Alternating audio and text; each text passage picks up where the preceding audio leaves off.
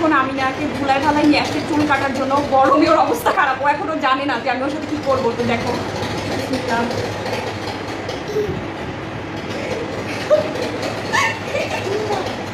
ও এখনো বুঝতেছে না আমি হাঁটতেছি জন্য ও হাঁটতেছে। এই দেখো আমার কষ্ট হচ্ছে, আমার এত কষ্টের চুল, আমি এত কষ্ট করে যত্ন করতাম। ও এখনো বুঝতেছে না যে ওর সাথে কি হচ্ছে, বুঝতেছে না এখনো।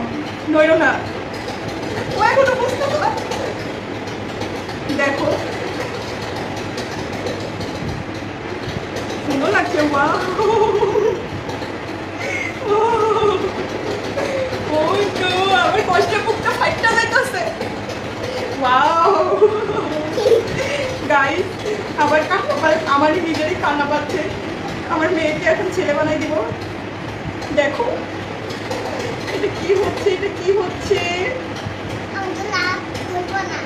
হ্যাঁ কেমন লাগছে দেখো, এই দেখো, এই দেখো, সব পারি আমি, অলরাউন্ডার।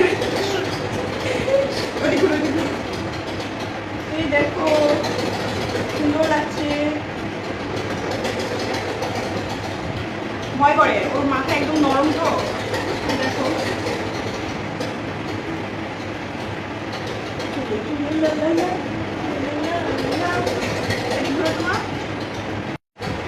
দেখো তো, দেখো নইরো না।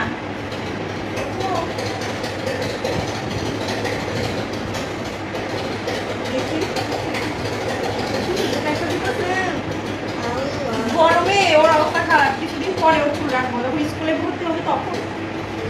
কিছু বলবে বলো। না ওখানেই তো আছে, দেওয়া লাগবে না, নেও যাও নিতে বলো।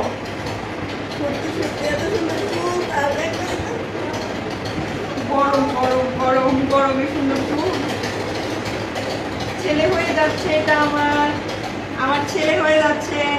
আমি না, আমার এখন ছেলে হয়ে যাচ্ছে। দেখো তো, দেখো তো, পিছে ঘুরো তো, পিছে ঘুরো। এই দেখো সামনে, ওয়াও, পিছে ঘুরো তো, পিছে ঘুরো তো, দাঁড়াও দাঁড়াও, পিছে পিছে দেখো, এই দেখো কত চুল। ওর বাবা এসে একটা চিল্লান মারবে, আমাকে বলছে খবরদার আমার মেয়ের চুল কাটবা না,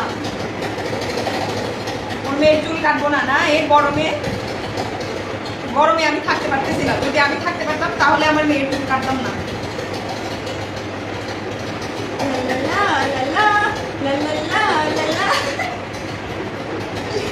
ওয়াও দারুণ লাগছে তো, দারুণ লাগছে তো।